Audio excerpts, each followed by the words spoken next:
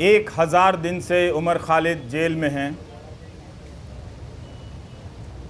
1000 दिन हो गए, ना तो ट्रायल शुरू हुई ना ज़मानत मिली।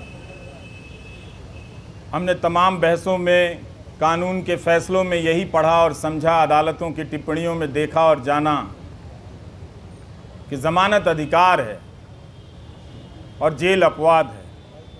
लेकिन 1000 दिन उमर खालिद के जेल में ही हो गए।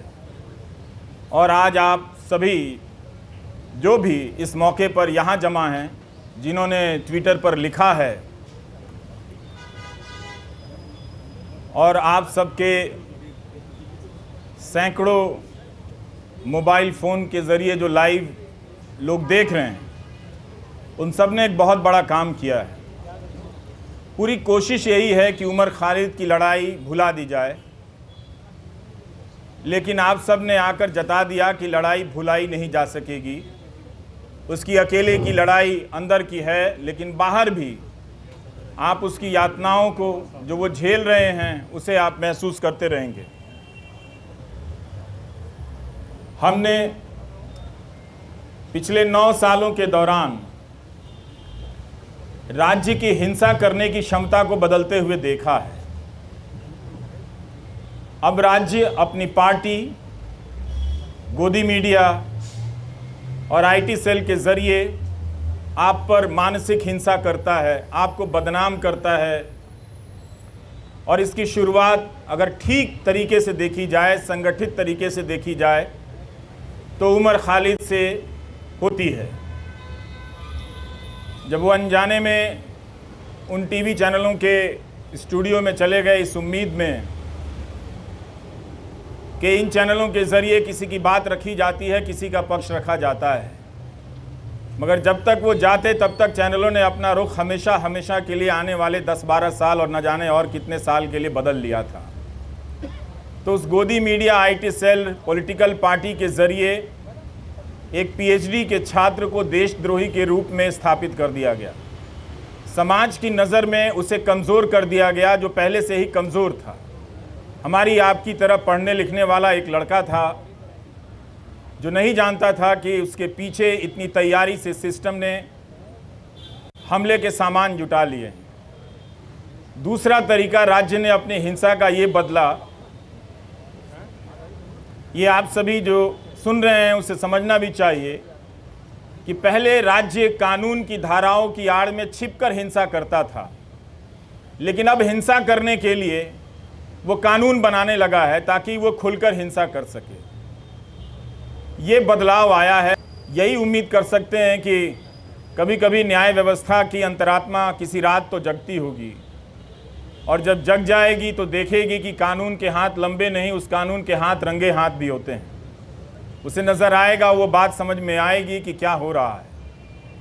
हम सब ने यह भी देखा है कि मीडिया के स्पेस से उमर खालिद को धीरे धीरे पीछे की तरफ धकेल दिया गया, किनारे कर दिया गया, ताकि भुलाने की प्रक्रिया में तेज़ी आए।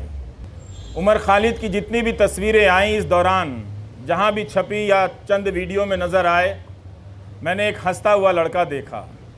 लेकिन उस हंसी को देखकर अपने भीतर उदासी भर जाती थी कि हंसी जो है वो अपने लिए नहीं, वो हम सब के लिए छोड़कर जा रहा है।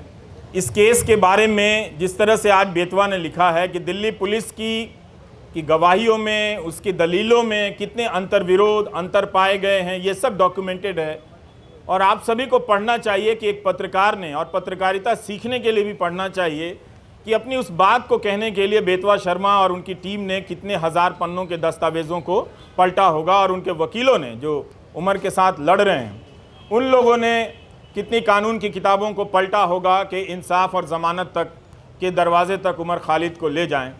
मगर लगता है कि वो दरवाज़ा, उस दरवाजे तक पहुंचने का रास्ता बहुत लंबा कर दिया जा रहा है, या शायद उमर खालिद के लिए ही बहुत लंबा है। प्रेस क्लब की ये सभा आश्वस्त करती है कि राज्य के पास ताकत तो बहुत है, लेकिन आप लोगों के पास इरादे भी कुछ कम नहीं हैं। आप लोग याद कर रहे हैं उसे, इस 1000 दिन को आपने यूँ खाली जाने नहीं दिया। याद करके बता दिया कि नाइंसाफ़ियाँ जहाँ जहाँ दर्ज है हम उन्हें पहचानते रहेंगे, उनके बारे में हम लौटते रहेंगे और लोगों को बताते रहेंगे। हम और आप यही काम कर सकते हैं, इस उम्मीद में कि कभी ना कभी किसी का ईमान जागेगा, और ईमान जागता है और लोग उन फैसलों को पलट कर देखेंगे, उन गवाहियों को देखेंगे। दिल्ली पुलिस में भी बहुत सारे अच्छे लोग हैं, वो लोग समझेंगे कि उनके हाथ से किस तरह की नाइंसाफ़ी हो रही है। उनकी रातों की नींद भी खराब होगी किसी वक्त में, जब वो खुद किसी नाइंसाफ़ी के दौर से गुजर रहे होंगे तो अपने द्वारा की गई नाइंसाफ़ियों को याद तो करेंगे ही। चार्जशीट से पहले अदालतें उसकी पीएचडी पढ़ लें तो उसके बारे में नज़रिया बदल सकता है। लोग देख सकते हैं कि वो एक छात्र के रूप में कैसा रहा होगा। अदालतों के मंच से बड़े बड़े न्यायाधीशों का बोलना हमें खाली सा लगता है, हल्का सा लगता है कि वे अंडर ट्रायल और अधिकारों की बात बहुत संजीदगी से करते हैं। कई बार ऐसा लगता है कि शायद वो बात कहने के लिए करते हैं, नहीं तो ये बात अपने फैसलों में ही पलट कर देख लेते कि जब सबके लिए वो फैसला हुआ था तो क्यों इस व्यक्ति के लिए, क्या वो व्यक्ति इतना ज़्यादा खतरनाक है। मीडिया अगर धारणा बना देगा, गोदी मीडिया का एक एंकर रोज़ दंगाई मानसिकता फैलाता है, उसके खिलाफ कोई कार्रवाई नहीं हुई और उस तरह के एंकरों से किसी को देशद्रोही बना दिया जाता है, उस पर राज्य व्यवस्था और न्याय व्यवस्था उसे लेकर इतना क्रूर हो जाती है, कोई दया भी नहीं दिखाती है, उसका प्रदर्शन नहीं करती है। उमर खालिद एक बहुत बड़ी साजिश का शिकार हुआ है, जिसके तहत तंत्र ने अपना पहला परीक्षण किया कि क्या किसी निर्दोष छात्र को इस तरह से चिन्हित कर, देशद्रोही बताकर, उसे एक तरह से देश के लिए खतरे के रूप में प्रोजेक्ट कर उसे जेल की सलाखों के पीछे भेजा जा सकता है। और ये उनका परीक्षण उमर खालिद के मामले को देखकर या भीमा कोरेगांव के केस को देखकर लगता है कि सफल हुआ। किसी बात का कोई फर्क नहीं पड़ रहा। यही आज की सरकार का उसकी समझ है या उसकी पहचान है। हम सबको ये नोट करने की बहुत ज़रूरत है। उन एंकरों को कुछ नहीं होता जो दिन रात दंगा फैलाते हैं, दिन रात अनाप शनाप दूसरे समुदाय के बारे में कहते हैं, लेकिन दंगा भड़काने के आरोप में एक पीएचडी के छात्र को सलाखों के पीछे भेज दिया गया, जिसके मामले में ट्रायल शुरू नहीं हुई है और ना ही चार्जशीट वगैरह इन सब ये चीज़ें पेश हुई हैं, ना जमानत मिली है।